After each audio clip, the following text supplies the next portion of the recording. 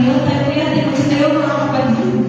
At ating mo pasimulan na may kagalakan at kalakasan ang gawain ng ating Panginoon sa gabing ito. Purihin na ating buhay na Diyos.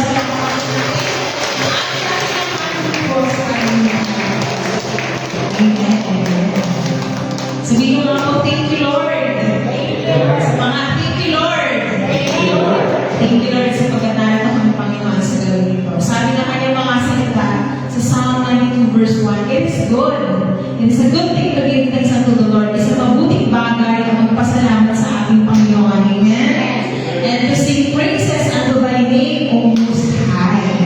It's a mabuting bagay na magpasalamat sa ating Panginoon. It's a mabuting bagay na umawi ng papuri upang itaas ang pangalan ng ating Lord na Diyos.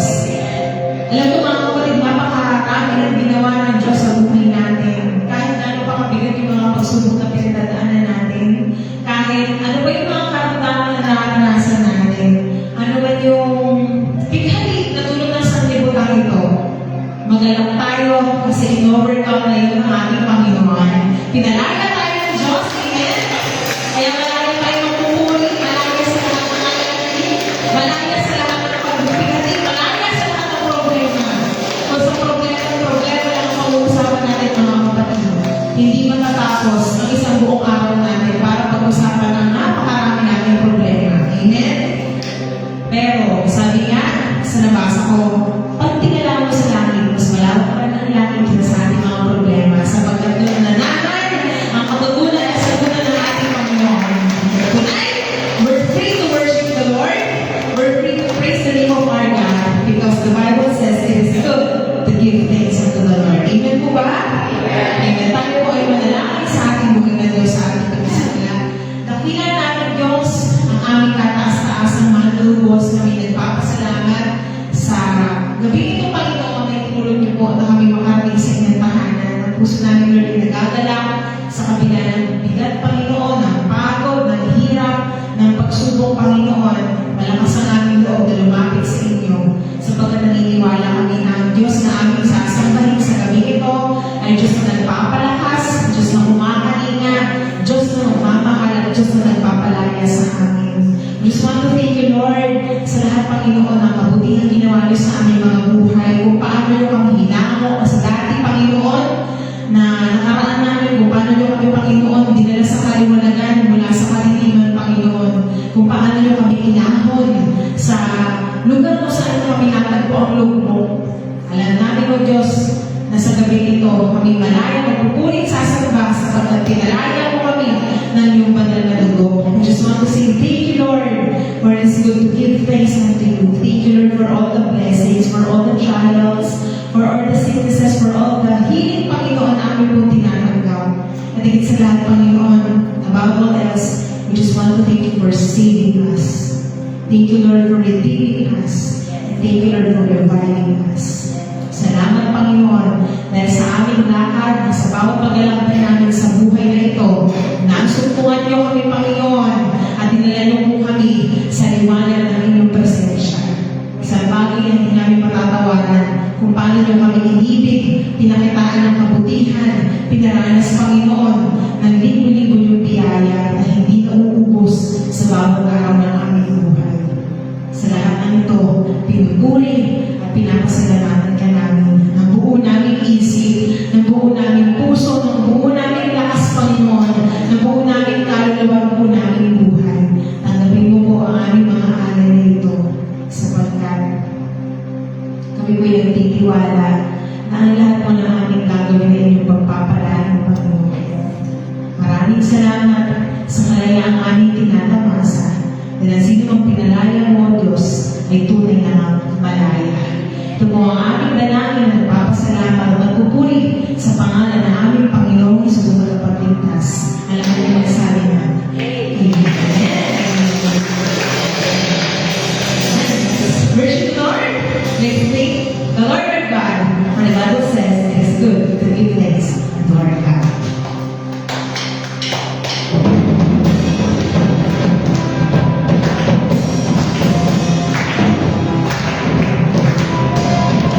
Ay,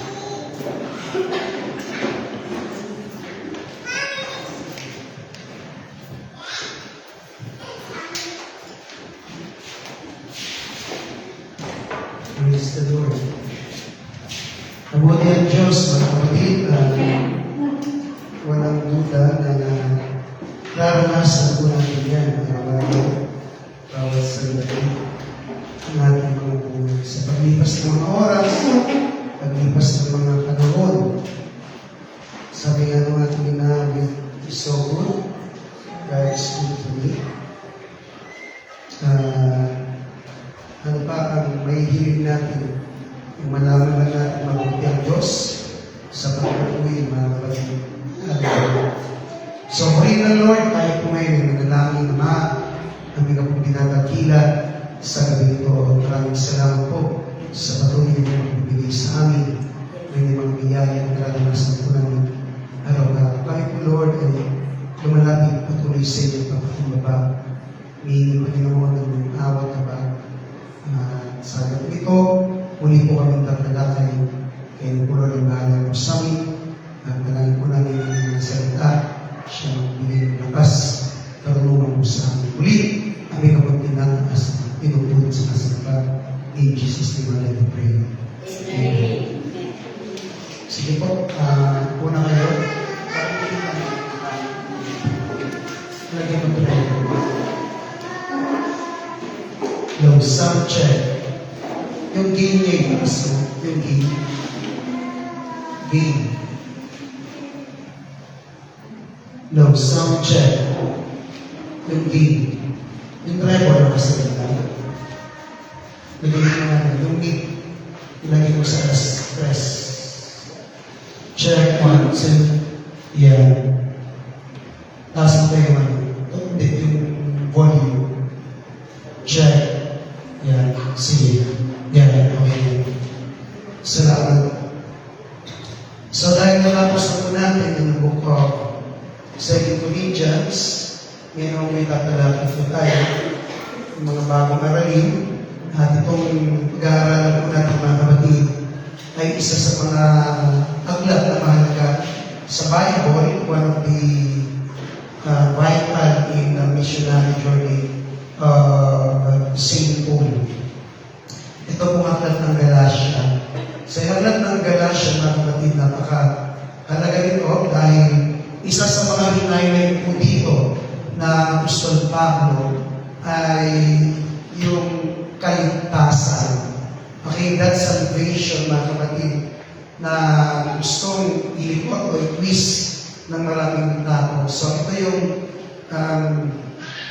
a very, what we call, mga current issues na tawagin po natin.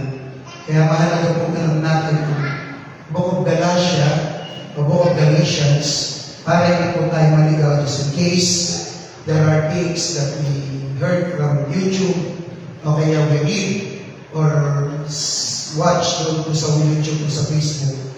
Marami po kasi mga nag-iipanan. So, here, I will give you our stand kung paano po akalamin ng Book of Galatia. Now, to give you first the background of this book.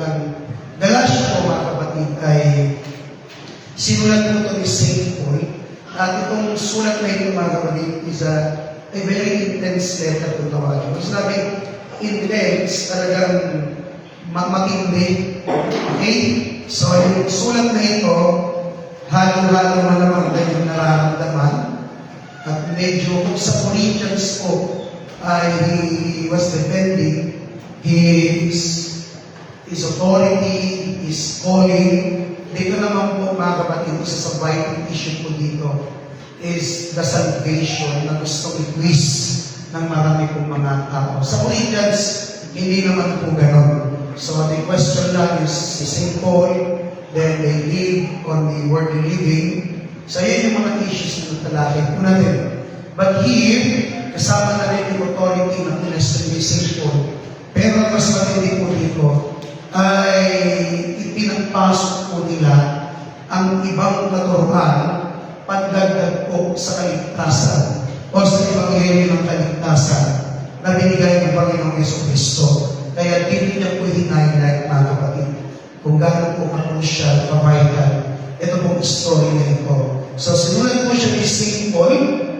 Mapapansin niyo po dito, dahil intense po siya, sa verse 1, ang litanya niya kagad, mga kapatid, is Paul, an apostle, not from men or from man, but through Jesus Christ, God the Father, raised him from the dead, and all the brethren who are with me to the church of Galatia.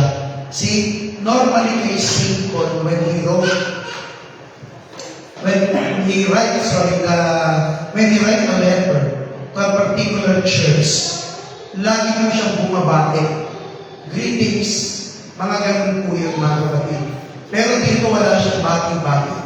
Diretso kagad. So, pag kayo nag-aaral sa Bible, mga theological views o kaya mga theologians, yung mga writers po, isa yan sa pinapansin po, mga kapatid. Yung kung paano nagsusulat ng manunulat. Sa journalism, napapansin din po yun. Pero syempre sa amin po, mga pastors, theologians, mas naiintindihan namin eh. Naiintindihan namin dahil the way Paul wrote here ay hindi po ordinaryo. Diba? Paano di ba tayo ng mga tao kapag may mga simpleng bagay, okasyon, kaya mga bagay na o mga lugar na pupuntahan, mga kasalubong, parang ang daan sabihin mo sa kanila, magandang umaga. Pero dito, he was directing to the point. This is me, this is for your church. I don't want to say anything. Kaya introduction niya po lang dito, medyo mabigat na po. So, wala siyang papuri sa iglesia. Instead, mga kapatid, in-address niya kagad dito yung pinaka-immediate crisis ng church ng Galatia. So, ano po yun? Because this church basically corrupted the foundation of Christianity, which is the gospel.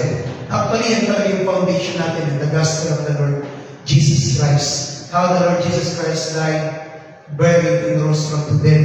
So ito yung gusto niya kagad. So tingnan nyo ha, very intense kasi doon mo palang makikita kung gaano kahalaga ang gospel ng ating Panginoon. Kung gaano kahalaga isimple. Ayaw niya ng mga mabulak-lang, ayaw niya ng direct to the point kagad siya dito. So here, another thing that we will study here, yun nga po, pinomos niya po dito, the sole authority of the gospel, na ito lang yung parang ng kaligtasan. And to teach this with what we call mga kapatid, wrong motives, or to teach this na dinadivert natin o pinipervert ng tao, matindi po yung bagay na yun. That is the most dangerous thing na maririnig o maipapatanggap sa isa pong tao, mga kapatid. Ang Galatia po ay nasa modern day Turkey po ngayon. Isa sa mga regions of Turkey, mga kapatid. Pag makikita niyo po yung mapa, so dyan po siya located. Si St. Paul, nakalagala po yan sa kanya, sa chapter 13 ng bumaba, sa chapter 14, siya po'y naglakbay po doon. Then, dito po sa region na ito, mga kapatid, dito niya nilathala, o dito sa church na ito, nilathala niya po yung mga certain teachers na ang pangalan po nila, mga kapatid, ay Judaizers. Sino po yung mga Judaizers? Ang Judaizers, ito po yung mga teachers na inclined talaga sila sa law of Moses. Yan yung tinuturo. So, to make the story short, para meron na agad kayo mas maintindihan, ang naligtasan po kasi nasa gospel ng ating Panginoon. Okay? Now, ang Israel, unique po sila, peculiar people po sila. Ang Israelita, kapag po nila hindi tatanggapin ng ating Panginoon, mangyayari po sa kanila, mga kapatid, time will come, kasi kayo hindi na tinatanggap ng Lord, time will come, after the rapture, the angels babalik, kung sino yung tumanggap sa Panginoon, sa pamagitan ng Ebanghelyo, siya yung i-rapture ng Lord. Okay? So pag na-rapture siya, doon sa kalangitan, mga kapatid, merong mga awarding na mangyayari. Then after that, dito naman sa baba, nandiyan mangyayari po yung persecution. Yan yung tinatawag na tribulation. So yan yung tinatalakay natin sa prophecy. So may tribulation na nangyayari dito, at sa dulo ng tribulation, mga kapatid. By the way, ang tribulation po is particular only to the people of Israel.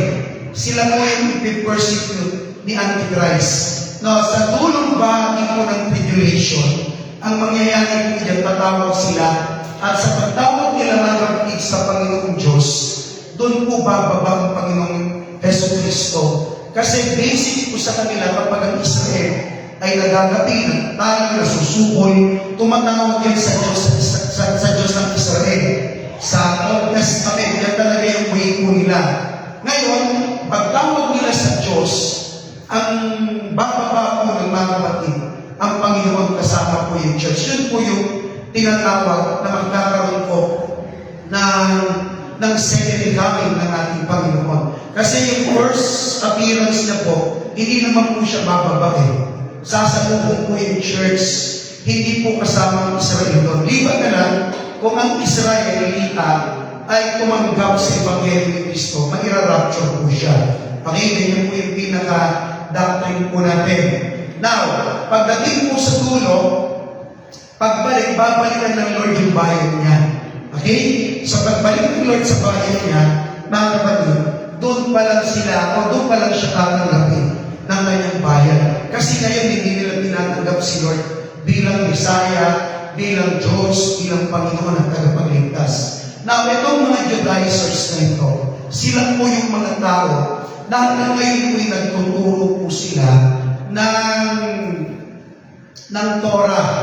Okay, actually dun sa Torah na yun, yung mga Law of Moses, at isa po doon na mabigat na turo ay yung Ebanghelyo ni Kristo, dadagdagan mo ng aral o turo ni Moses. Now, hindi naman po sana masama yun.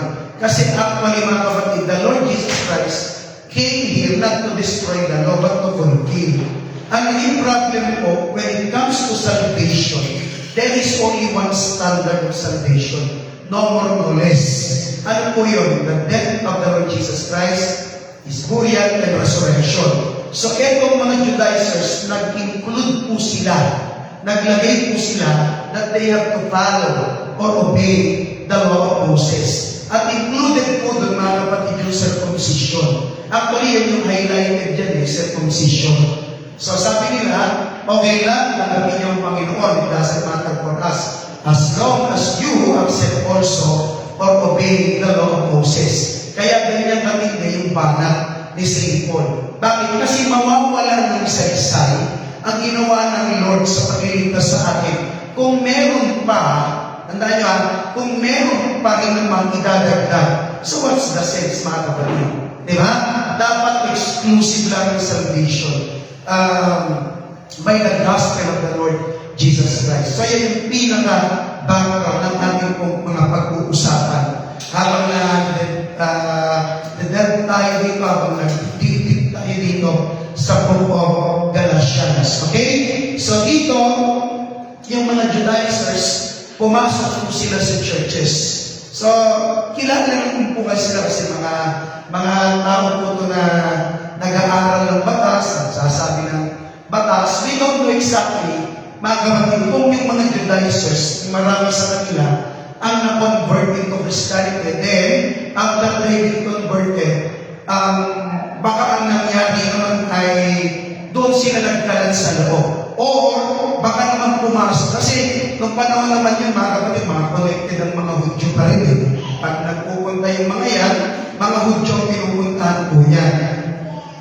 So, pwede yung dalawa na yun, yung totoong nangyari. Okay? Now, this teaching, mga kapatid, ng ating Panginoon, wala na po siyang dagdag. Wala na po dapat na ilalagay. Bakit? Kasi sa view po ni St. Paul, ito po yung isa sa nakakatakot na paraan o pagtuturo ng kaligtasan. Okay, so puntahan po natin yung bagay na yan sa panahon po natin. Di ba ngayon, napakadaming araw. Kaya nga pag hindi tayo bababad sa salita ng Diyos, hindi tayo mag-aaral ng salita ng Diyos, madali tayong mahahatak. Alam niyo mga kapatid, isa sa nagpapatibay po sa atin. Bakit sa daming pagsubok at problemang dumating at sa pagkatawag ng Diyos sa akin, kung bakit nananatili ako sa paglilingkod, isa kasi mag-ibay na turo talagang pinangangawakan ko yung kaligtasan sa Ebanghelyo ni Kristo. How the Lord Jesus Christ died, buried, and rose from the dead for me. Kasi kung hindi mo naintindihan yun, madali ang taong lilipat sa iba, sa ibang katuruan. Pero once naintindihan mo yun, makikita mo yung pinakamahalaga na natanggap ng isang tao sa kanyang buhay. Diba? Dito masasaklawan nito, masasakot nito, matatabunan nito yung mga pains, yung suffering, matatabunan nito kahit minsan yung mga alitan, yung mga disgustos natin. Bakit? Kasi ang pinakamahalaga, mga kapatid, alam niyo kung ano? Yung kaligtasan natin. Nainis ba yun? Yun talaga yung pinakamahalaga.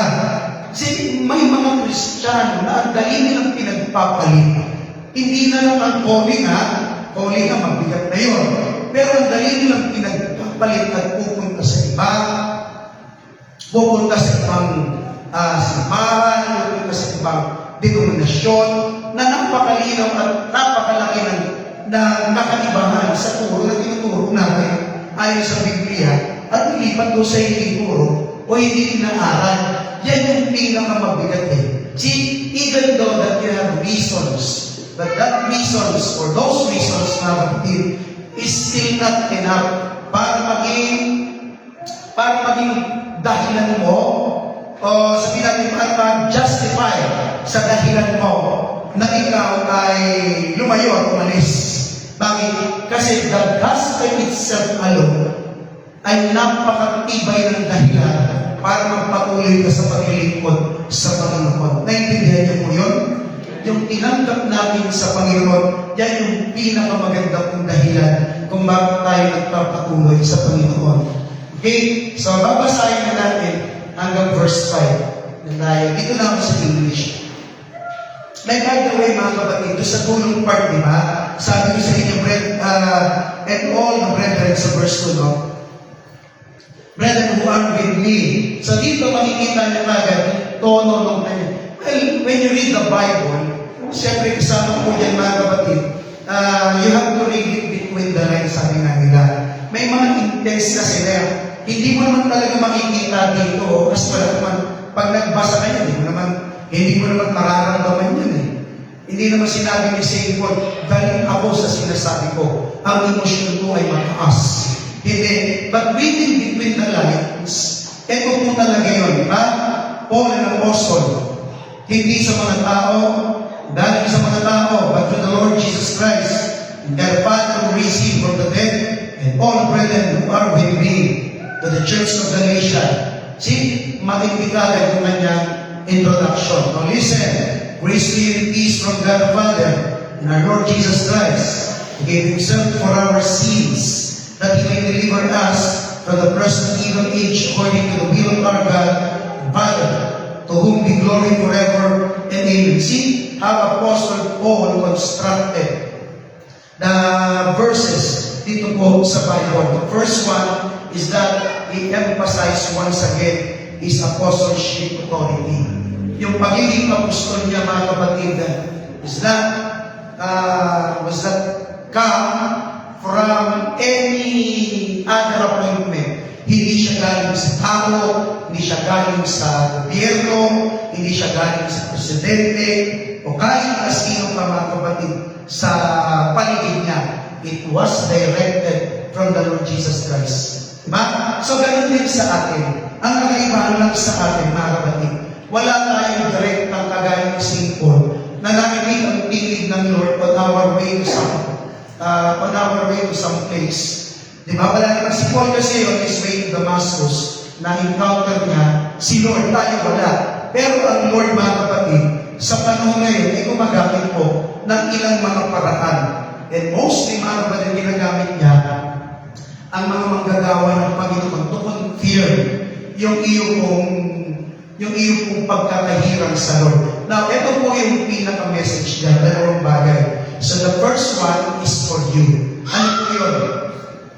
For you to be able to understand the confirmation of the calling, kailangan talaga, huwag ka kakalis sa church, mananatili ka sa ilalim ng pagpapastor ng pastor mo. Parang gano'n lang, no? So to speak. Then, the next one, doon naman sa mga pastors. This is also vital. Kasi may mga pastors, may mga workers, mga manggagawa, na ordain lang ng ordain. Turo lang ng turo. Hindi naman talaga nilang calling. See? Kaya maraming mga frustrated workers. Yun yung medyo mabigat. So, dito may dalawa talaga na dapat natin intindihin. Ikaw, bilang tinawag ng Lord, maintindihan mo yun. At kami, bilang pastor, alam din naman namin yan. Kasi hindi pwedeng magkasalungat eh. Di ba? Hindi pwedeng sinabi mo, tapos sa iyo walang sinabi ng Lord. Hindi ganun eh. So, a confirmation must be both sides. Di ba? So, minsan, ayaw lang natin, pero time goes by, makikita niyo po yun, na may pagkatawag ka sa Panginoon. Di ba? So, the next thing, makikita niyo po doon sa sinasabi ko, na bagamat wala nang kagaya ni St. Paul sa panahon natin. Ngayon, para malaman mo yun, yun nga, pag-aalis o pag-ibigin, huwag kang lalayo dahil may itinalaga sa iyo ng Diyos na doon ka hubugin ng ating Panginoon. Okay? Now, here sa verse 4, sabi niya po, sa verse 3, sorry, grace, biyaya, and peace from God, the Father of our Lord Jesus Christ, gave Himself for our sins, that He might deliver us from this present age.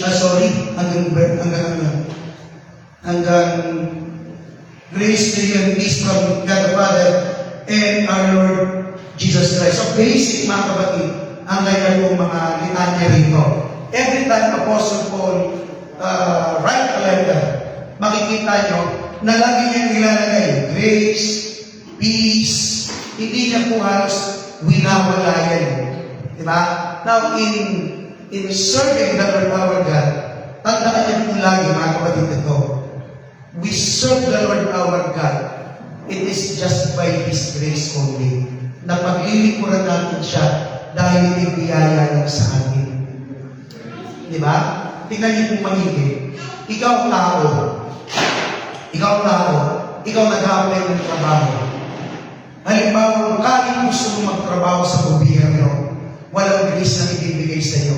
You have to follow and you have to, mga kapatid, or to pass the requirements. Mag-i-exam ka sa civil service, ikaw naman yung mag-teacher sa LED. Hindi pa po tapos yun. Yung iba naman, mga nandidato. So, etong mga to, hindi po yan biyaya. They took efforts, mga kapatid, to be qualified for some certain job or some certain privilege sa government. Halimbawa, gusto mo magtrabaho kay Ricky Razon, pinakamayaman sa Pilipinas. Hindi pwedeng tatayo ka doon. Diba? Pagkatapos sabihin mo, may biyaya ako, tanggapin mo ako. No, it's not. See, you have to pass the requirements or kung may apply, ako pala mag-apply para wala. Si dito pinapakita agad ni St. Paul kung gaano kahalaga. Tingnan nyo ha, na yung paglingkuran mo. Kung baga sa simpleng salita, nagtatrabaho tayo para sa Diyos. Tindihan niyo? At dito sa pagtatrabaho natin, kailangan sana natin mag-apply. Pero hindi tayo pina-apply ng Diyos. Siya lang mismo, mga kapatid, ang tumawag sa atin. Kahit hindi tayo qualified. Diba? Walang qualified sa atin. But God called us, tsaka niya tayo ginawang qualified. Sa sanglibutan, kailangan qualified ka bago ka tawagin. Sa Panginoon, tinawag ka muna bago ka pinagtrabaho. Kasi nakita niyo po ha, sa sanglibutan niyo, to finish your studies, kung 4 na taon sa college, kung meron kang master's degree, doctoral degree, I don't know ilang degree pa yan.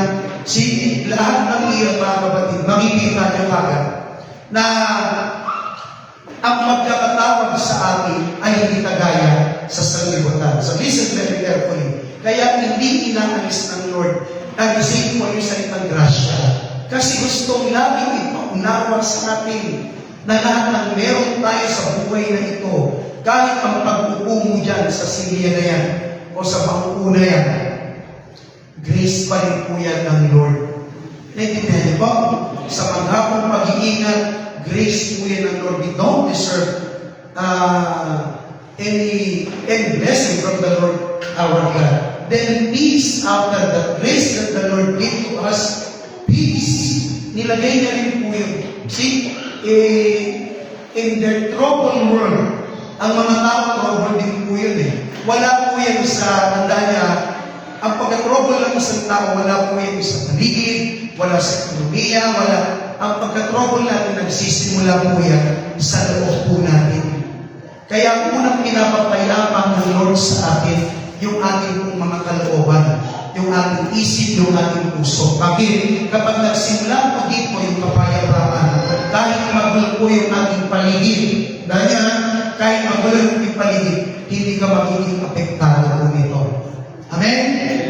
See, kaya pinauna agad ni St. Paul, grace, peace, ganun agad. Ganun agad mga kapatid ang gusto niya sabihin po sa atin. Now, the next thing, dito to sa pinasa po natin,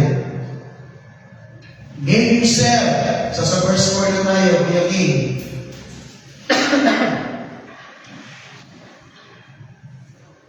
Gave himself for our sins, si Lord, that He may deliver us from this present evil age according to the will of our God, Father, to whom be glory forever and ever. Amen. Give himself for sins, for our sins. Ito medyo matindi ito mga kapatid. Excuse. Ibig sabihin po nun, ni-rescue tayo ng aming Panginoon. Yung pagbibigay niya ng kanyang sarili sa atin sa pagtubo sa kasalanan, ni-rescue tayo ng Lord. Ganito ang rescue ng Panginoon, hindi tulad sa sanlibutan. Ang rescue ng Lord, mga kapatid, ang rescue sa sanlibutan, yung mga nalulugod, i-rescue siya. Ang magre-rescue, sisikapin niyang safe na safe po siya. Tama? Maglalagay siya sa mabigat, balik, tapos ay maalala, ay nakakukunin. Okay? So, kailangan ang rescuer, tsaka i-rescue, both maligtas. Yan yung sa sanlibutan. Nagets niyo? Dito mga kapatid, hindi ka ng rescue ng Lord. Ang rescue ng Panginoon, nakitang nalulunod ka kasi yung requirements, nakikitang papatayin ka o mamamatay ka. Kinuha ka ng Lord, siya yung pumalik sa pwesto mo. I mean, matagal mo na po itong iniisip. Matagal mo na po iniisip. Bakit, Lord? Pwede mo naman kami i-rescue na hindi mo iaanay ang buhay mo. Tama? Naintindihan niyo? Pwede naman eh. Pwede mong i-rescue ang isang tao na hindi ka mag-aalay ng buhay. Pero si Lord pinakita niya yung pinakamatinding pag-rescue sa atin, yung pagsakip sa atin sa kasalanan. See, ano nangyari? Kinuha niya tayo, siya yung pumalit sa pwesto natin. Wala po tayong gumawa ng mga kapatid. Nagets niyo? Now, ano po yung kasunod na phrase? Sabi niya, from this present evil age. From this present evil, from the present evil age. Nakita niyo po mga kapatid. Kung sa panahon nila Apostol Pablo, ang tawag na sa panahon nila present evil age, how much more pa kaya sa panahon po natin? Napakatindi ngayon ng karumihan ng mundo. Napakatindi ngayon mga kapatid ng kasamaan ng mundo. Grabe po. Ganun katindi. Hindi nyo namamalayan, hindi natin namamalayan. Bakit ito ay pumapasok na sa ating tahanan? At ang totoo, nakapasok ng marami. Pamamagitan lang nito.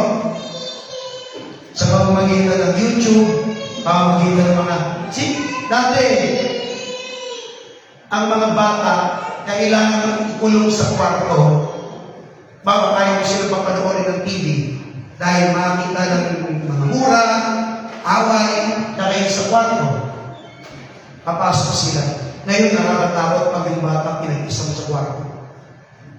Diba? Ang sinasabi na ngayon, dapat may kasama siya lagi. Kasi nag-iba na eh, nag-twist na mga kapatid ang paraan ng demonyo. Dati, mas safe ka na nag-iisa. Ngayon, mas nakakatakot pag nag-iisa ka. Naintindihan niyo na yun? Dahil ang kalupit ng isang libot ng meron. Kaya mga tao, wala na talagang paglulugaran. That's why the only thing for us to be saved is to give the life of the Lord Jesus Christ for all of us. For us to be reminded, mga kapatid, that the thing that the Lord Jesus Christ did ay hindi po siya simpleng bagay. Hindi po siya gano'n lang na, okay, tapos na. No, it's not, mga kapatid. So ano po ibig sabihin po nun? Sa mga binasa po natin, mga kapatid, tatlong bagay ang gusto ko. The central message of our salvation is in the gospel of the Lord Jesus Christ. How the Lord Jesus Christ sacrificed Himself for all of us. That's the first one. The gospel center is in the sacrifice of the Lord Jesus Christ. And number two, mga kapatid, the salvation that we have, it's not about for us to improve ourselves, but to deliver us from this evil generation, to deliver us from our sin. See, it's not to improve. Nakita niyo ngayon, ang daming mga aklat, how to improve yourself. How to improve. In fact, every books that you will read, every religious book, wala akong mababasa when it comes to genuine salvation. Wala talaga. Ang Buddhism, mga kapatid, pag magbabasa kayo ng mga aklat nila, it's just for self-improving. Pumunta ka ng mundo, magkayuno ka, wag ka para ikay makatakas sa mapangaliting laman o kaya sa kalayawan. Kailangan nandun ka. Tapos magpagalbo ka ng buho. Di ko alam ha? Ganun sa kanila. Ang Hinduism, ganun din halos. When you read books sa mga relihiyon ito, almost the same. See? Huwag kang mamumuhay ng masama kasi makakarma ka. See? Self-improve. Tawag dito sa Muslim, sa Islam, ano naman sa kanila?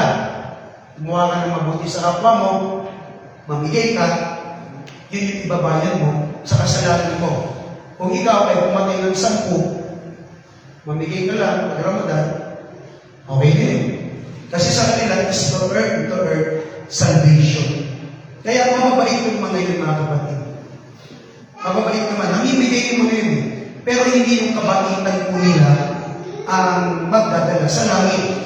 See? Hindi yung katuwiran nila ang magdadala sa langit. Hindi na tayo lalayo. From some philosophers, diba, sinasabi nila, yung buhay ni Robin Hood, kilala niyo si Robin Hood? Hindi yung senador.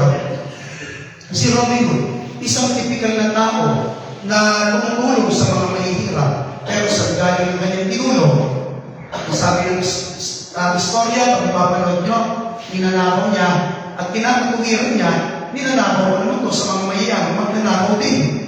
Ninanakaw ng mga mahihirap sa mga politiko na ninanakaw ng mahihirap. Kaya kailangan maging mabihil at kunin yun para ibahagi. Kasi nakikita nyo, itong mga from religious to philosophy, mga kapatid, lahat ng mga turo ay santo talaga eh. They will do something to earn salvation. But not for the Lord Jesus Christ, not for our religion, mga kapatid. Because salvation that comes from the gospel of the Lord Jesus Christ is to deliver us. You don't have anything to add on doon sa salvation na yun. Wala ka talagang dinagdag. See? Wala kang inilagay. Wala kang isa. Ngayon,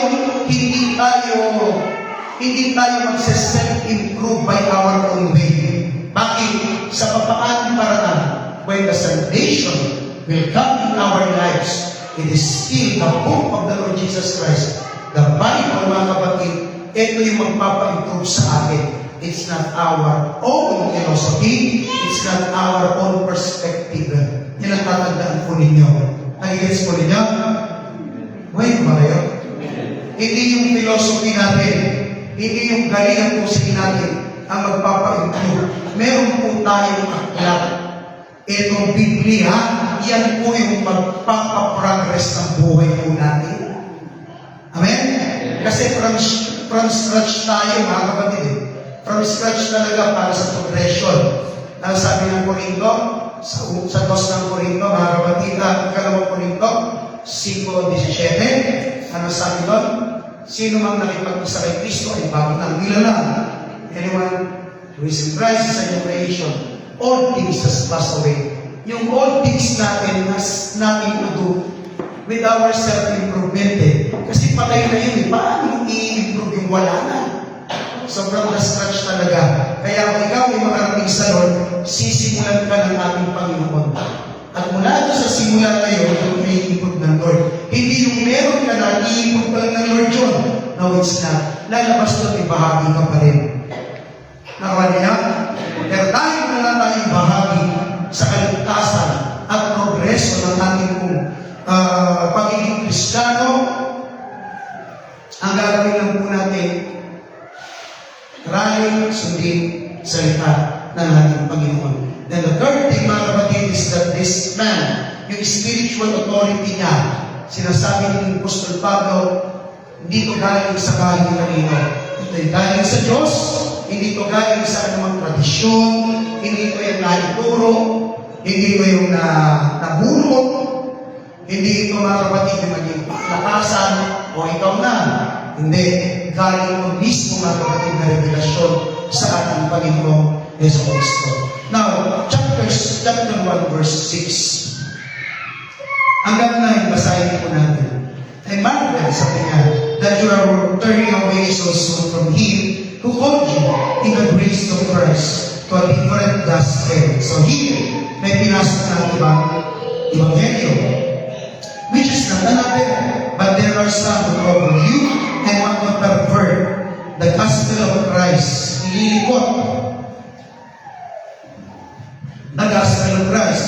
But even if we or an angel from heaven preach any other gospel to you, that what we have preached to you, let it be a verse. As we have said before, so now I say again, if anyone preaches any other gospel to you than what we have preached, let it be a curse. Now, the first time Apostle Paul came and preached to these people of Galatians, the church of Galatians, sinabihan niya na yung mga tao ito.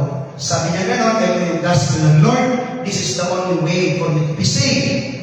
Now, sabi niya, pag alis namin dito, baka may dumating sa inyong mga tao, o kahit kami pa, o anghel sa langit na bababa.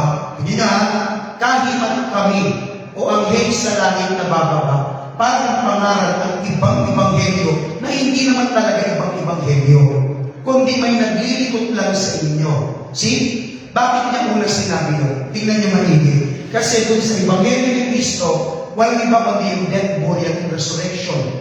Repentance, baptism in the name of the Lord Jesus Christ, and then living our lives guided by the Holy Spirit. Yun talaga yung kaligtasan. Sabi ni St. Paul, pag dumating kami, tapos iba yung tinuro namin, sinabi niya, ay, mali pala yung aming unang pinangaral. Itakbil mo kami. O kahit pa may anghel na bababa, anghel na yun, ha? Anghel na, pinakamalapit na yun sa Lord.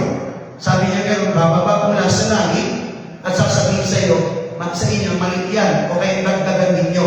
Sabi ni St. Paul, isumpa niyo yung mga yun. Itakbil niyo yung mga yun. Sa una, sinabi niya na yun. Kaya sabi niya ulit, sumulat siya, inuulit ko sa inyo. Kung sinabi ko nung una, yun pa rin yung sinasabi ko. Ang bigat kasi masyado ng kaligtasan. Church, tingnan niyo po itong maigya. Hindi talaga nagbibiro ang Lord sa kaligtasan. Minsan maraming mga Kristiyano, lalo ko lang ito. Maraming mga mananampalataya, they just playing on salvation.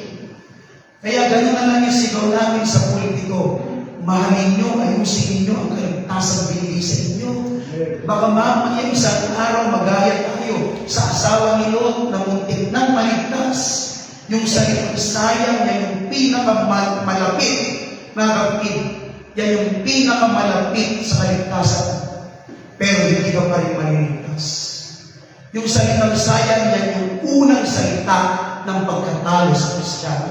Dahil sa lahat ng effort ng ginawa, ang dami mong ginawa, ng tithes, offering, simba, pero hindi mo iningatan ang kaligtasan mo, tapos ka. Kaya dito talaga ang bigat nitong preaching na ito, mga kapatid. Hindi po nagbiro, lalo na ngayon. Lalo na ngayon, maraming mga Kristiyano naglalaro pa rin. Hindi nyo ba nakikita yung mga nangyayari ngayon? Ang tindi ng nangyayari ngayon. Yung digmaan na yan, pati tayo affected. Kaya yung gasolina, nagsimula na yan, 49, 50, sabihin mo na, mataas na 50 to 51. Ngayon, pagtingin ko kanina, sa 70 plus, sa linggo pa lang halos lumilipas, imagine mo. Papalo pa daw yan, mga kapatid, hanggang 90. Imagine niyo. Ganon katindi. Ganon. Ang kulo na masyado ng sanlibutan. Kanina nang nanonood ako, siguro a few hours ago, si Bochong. Si Bochong. Kim Jong-un. Nagtetest sila ng missile. Nag-testing. Gusto sumali yata ng Bochong. Di natin alam. Pero ito na yung trend yan. Nagsasanasan na po yan, mga kapatid. Yung sabi ng Bible, magkakaroon muna ng malaking kaguluhan. Tapos biglang lalabas na rin si Antikristo. Sabi niya, when they say peace and safety, may peace naman hindi mangyayari. Paano magpipis kung walang kaguluhan? Hindi natin alam kung ito na yung huling kaguluhan. See? Sabi ng Bible, pag tingnan niyo sa langit, sabi ng Bible, nakikita niya yung trouble dumarating na, tumingin na lang kayo sa langit. Lapit na yung kaligtasan. Ito na yung trouble times, mga kapatid. Anong mga signs ng Lord? Darating ang anak ng tao sa panahon hindi inaasahan. Yung sa panahon normal. Walang event na tipong malaking event, hindi birthday ni Trump pa. Walang ganon, mga kapatid. It's just a normal day. Parang ganito lang, mga kapatid. Nakaupo ka, naglalabas siguro, nasa trabaho ka, nagpo-computer, ako nagtuturo. Normal lang talaga ang rapture. Isang isip mata lang. Tapos kagad ang pagtapos kung doon ang marirealize lahat ng tao, malalaman nila na totoo. Kaya nga ngayon see, kung hanggang talaga, ang totoo, sabi na rin, pag nakita niya yung mga tanda na yan, nasa mga pintuan na siya ng langit. Nasa mga pintuan. Pag nasa pintuan, mga kapatid, yun yung pinakamalapit sa labas. May lalapit pa ba sa labas pag nasa pintuan na? Kung nasa kwarto, malayo. Kung nasa room, malayo. Sabi ng Bible, nasa mga pintuan na siya. Well, di naman literal marami na pinto dahil langit yun, pero ang point yun, mga kapatid, malapit na. Ilang akbang ba paglabas mo sa pinto? Isa hanggang dalawa. Pero yung unang paa, iakbang mo, isa na lang halos. Paglabas mo dyan, observahan nyo. Buksan natin. Wala namang gumagano'ng dalawa, no? Pero sasampang mo mga yung isang paa mo. Ganun katindi, mga kapatid, yung sinabi, malapit na babalik ng ating Panginoon. It's just a normal day. Bakit ba kayo? Okay? So here, tignan po natin yung laman. Ito yung one of the most shocking section sa kwentuhan na ito, mga kapatid. The first one is the word astonish. Ano yung ginamit dito? Marvel kasi dito second translation, astonish. Astonish. Mamangha. Hindi yan. Sa Tagalog. Salis. Kami salis. 6, 7. Ako'y namamangha.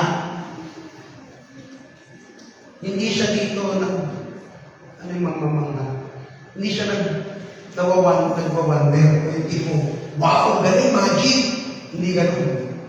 Na kahit galing niya nagsilipat sa ibang ibang. Ito yung talagang parang, ano? Ganun na. Kanina, buhay pa yan na. Wala na. Mabigat to. Ako'y namamangha na kay Kalinin nagsiling pa. Makita niyo yung term?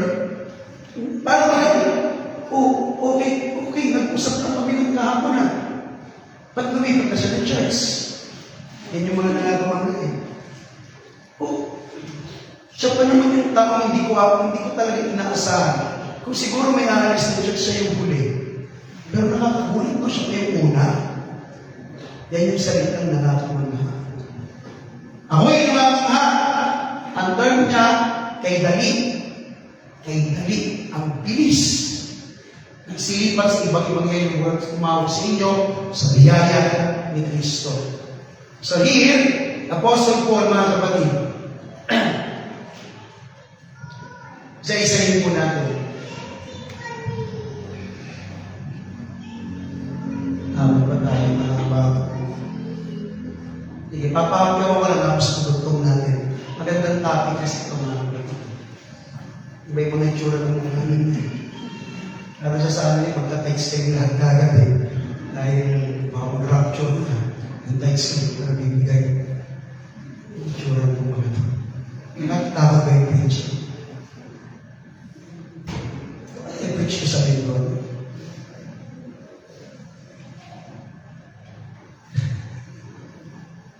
Hindi ko may tinatakot. Totoo ko ito. Ang dati ko dito, nagdawa-dawa ngayon. Nagawa dito. Mga nastas lang yan. Dahil ako, trabaho pa yan.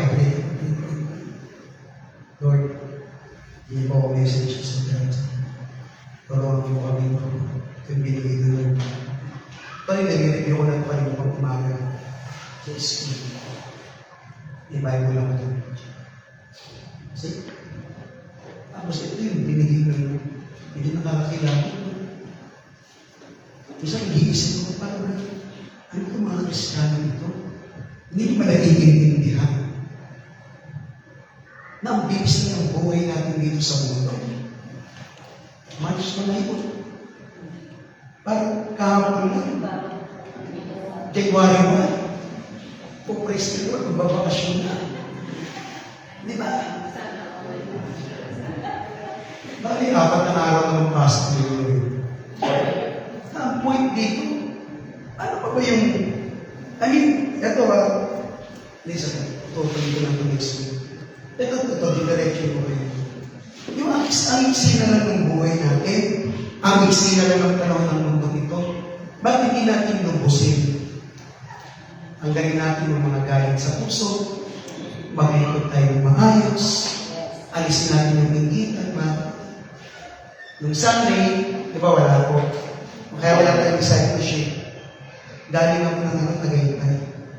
Alam niyo po mga kapatid, yung event na yun, sinabi sa amin yun, last year pa.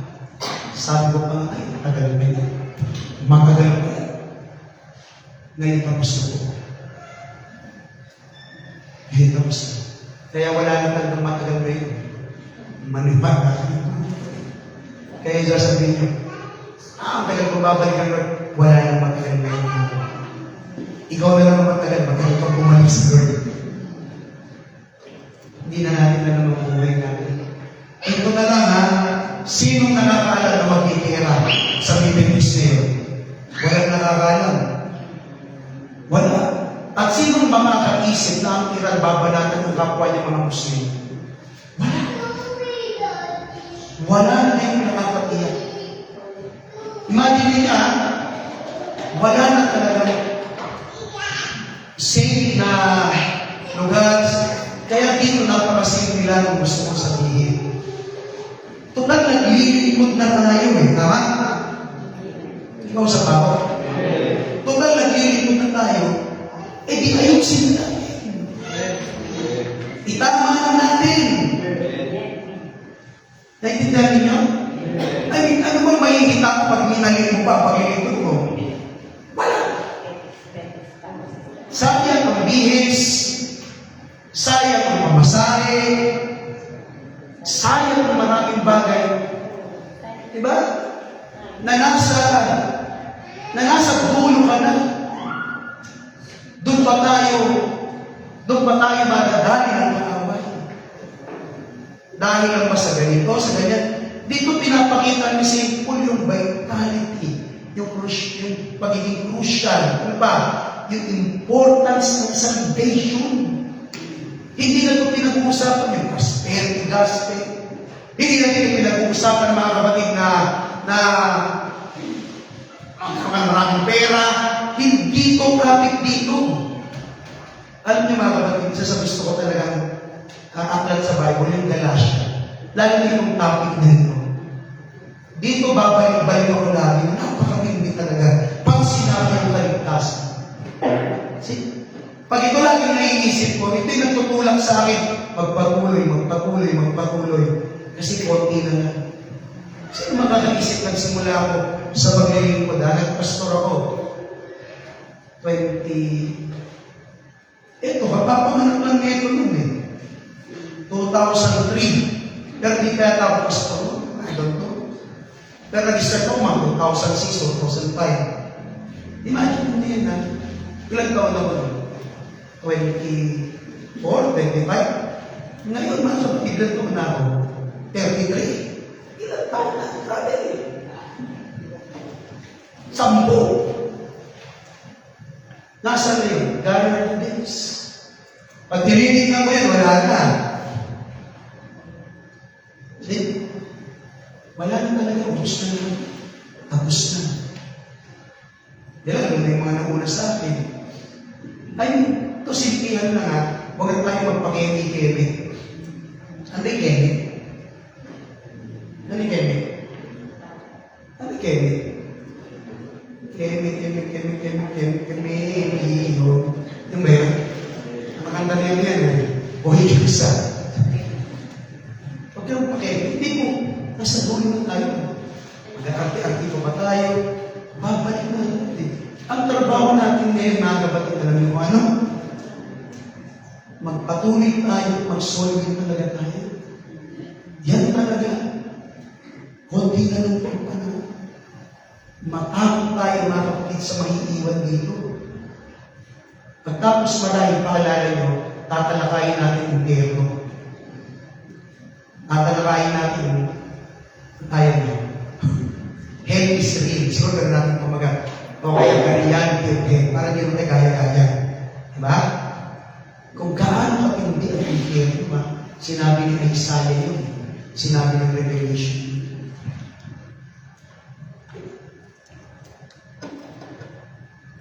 Oh. Nababa ko lang. Tapos na. Ang tingin nyo sa akin, mga kapatid, grabe, sige, hindi. Pero totoo po ito. Totoo po ito, mga kapatid. Kung meron kayong mas pahahalagahan ngayon at ipapriority sa buhay, maniwala tayo yung kaligtasan nyo, mga kapatid. Yan ang pinaka-secure nyo ngayon. Hindi ang SSS. Ang SSS, Social Security lang yan. Ito, ESS. HSS. Ang HSS. Heaven Security. Hindi ito social lang. Pangilangit ang biyahe natin dito, mga kapatid. Ang ginagawa niya, punta tayo dito, tayo ka makikita yung lahat yan. Ready tayo. Magtapat ng ayaw, konti lang tayo. Konti na lang. Dahil konti na lang, tapos tayo. Okay? Ang picture si Kesed. Nang tumayo na daw kayo, sabi ni Kesed. Okay, so, pray tayo mga kapatid, the same thing. Pray mo na sa kapatid mo, anong sila, kabilaan at tayo matapos. Alam na kayo ng ipag-pray. Ako ito, tapos si Josh.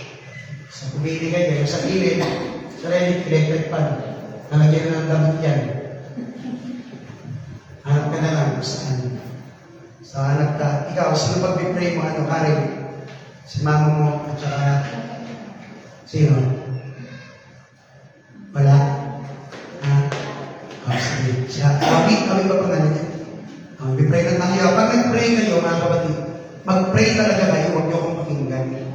Salitain nyo talaga. Kung ano yung masabi ninyo, sabihin nyo talaga.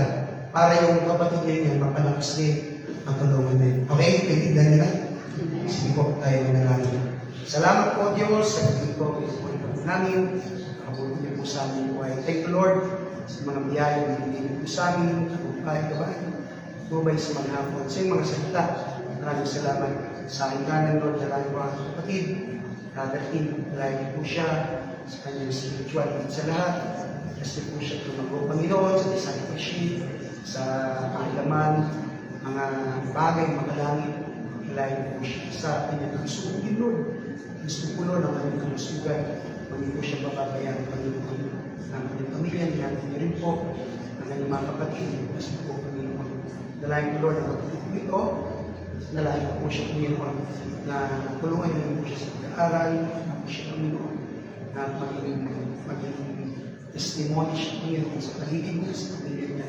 Meron Diyos, Panginoon, tumutulong. Meron Diyos, ang iglesia nito, na Diyos ang hinanak. Pero dahil po siya hinanak sa inyo, iglas po siya, Panginoon. Sa aking kalumador na lang ito sa kanyang Diyos.